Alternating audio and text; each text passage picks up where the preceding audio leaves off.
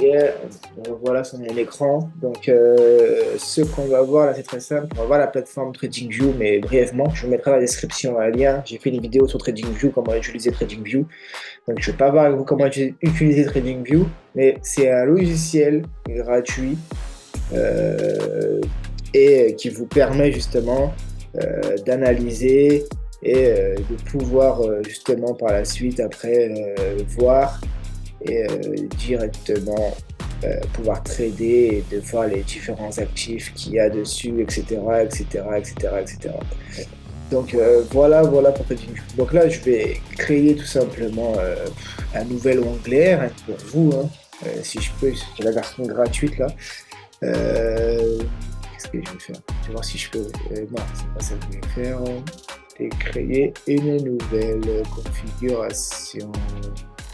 Créer une nouvelle liste. Normalement, je peux pas. Voilà, que j'ai pas la version payante cette année. Je compte la prendre peut-être. Je sais pas. Comme vu que maintenant que je suis sur TradeLocker, j'ai déjà tout sur TradeLocker, donc je n'ai pas forcément besoin. Donc c'est pour ça que je ne l'ai pas pris. Mais ne vous inquiétez pas, on va faire quelque chose que j'utilise plus, par exemple. Hop.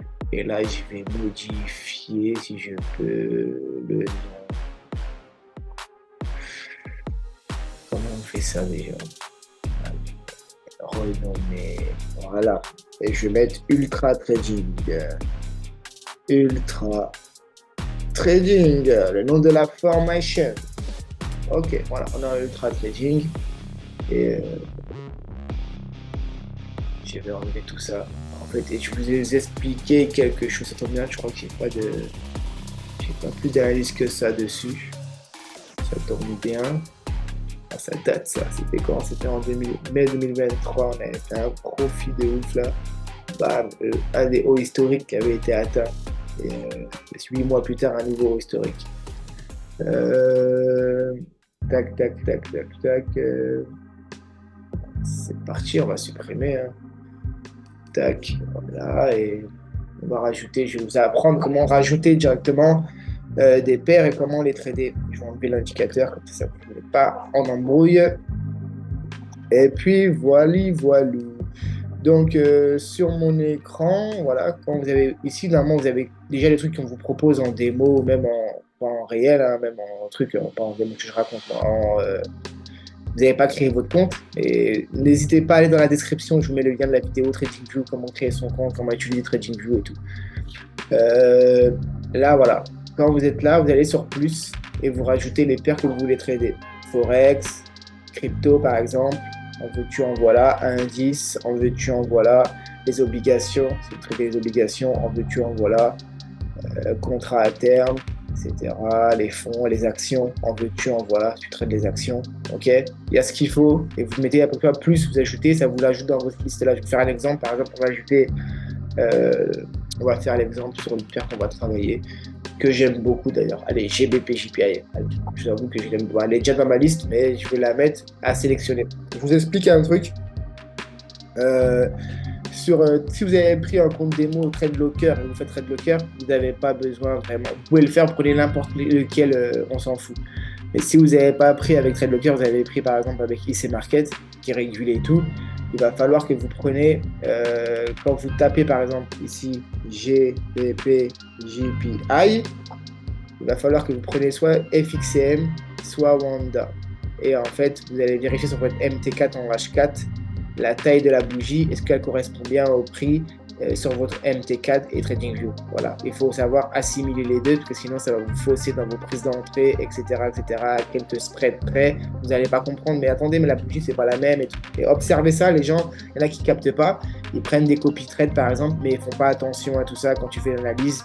Elle peut changer à quelques pips près parce qu'en fait la bougie d'ouverture ne sera pas la même en H4 ou en daily que celle que toi avec le broker que tu utilises.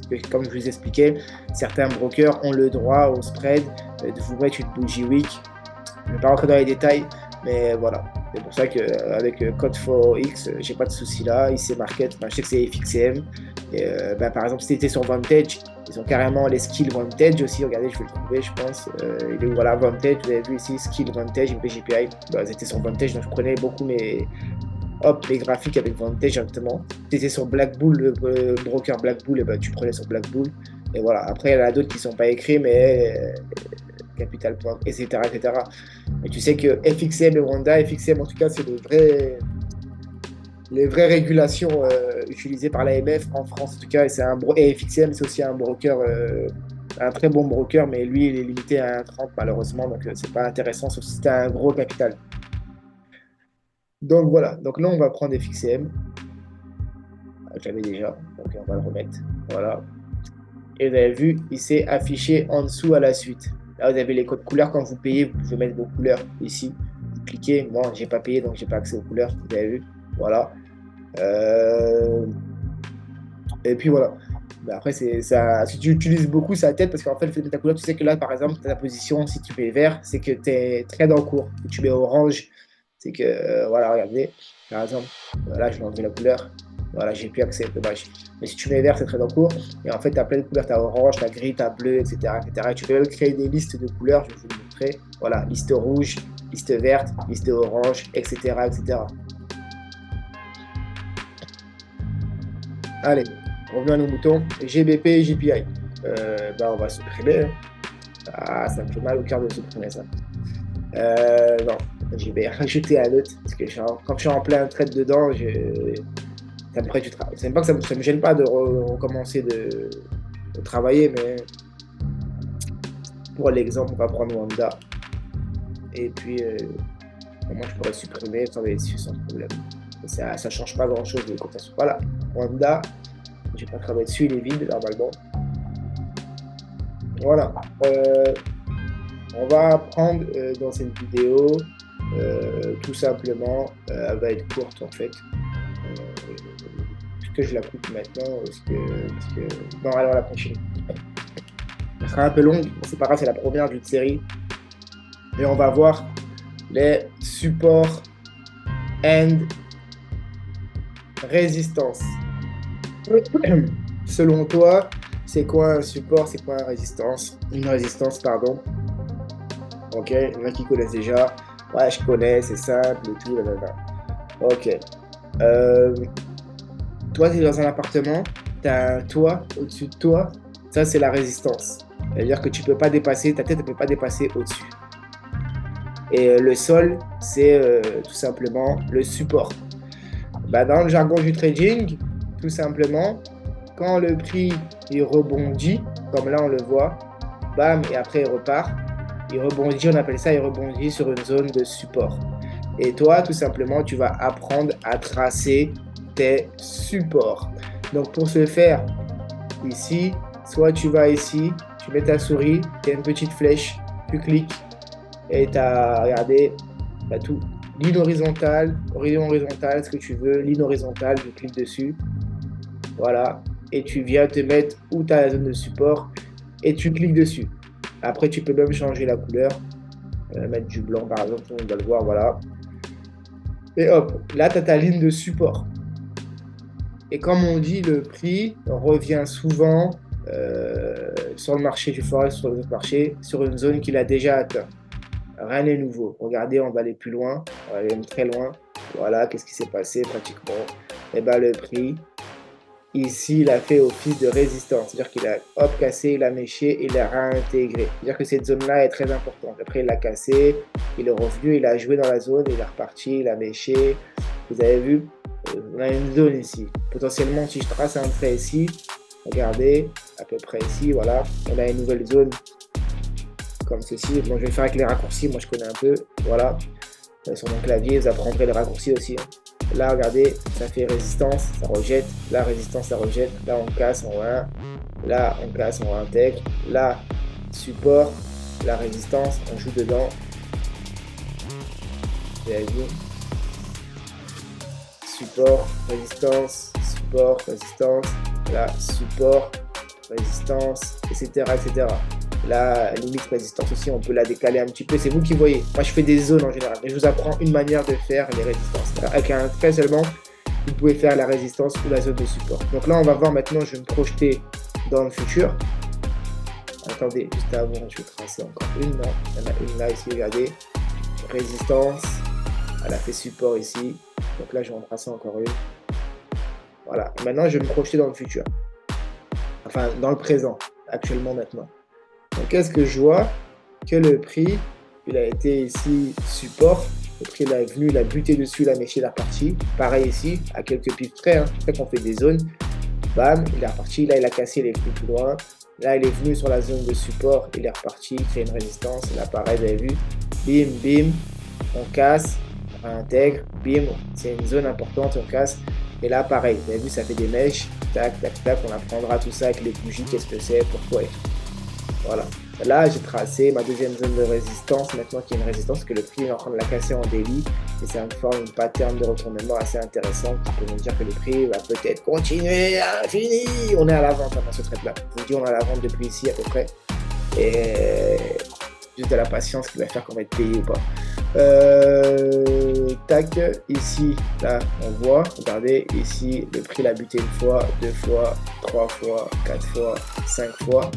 Au bout de 3 fois, en grosse unité de temps, c'est large, hein, ça suffit largement pour définir que c'est bien une zone de résistance, enfin une résistance. Là, on a une résistance. On l'ajuste, après, vous l'ajustez, hein, c'est mieux de bien les ajuster.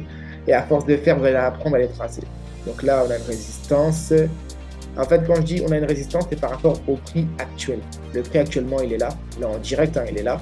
Donc les résistances, tout ce qui est au-dessus de ça et que le prix rebondit plusieurs fois, ça sera des zones de résistance.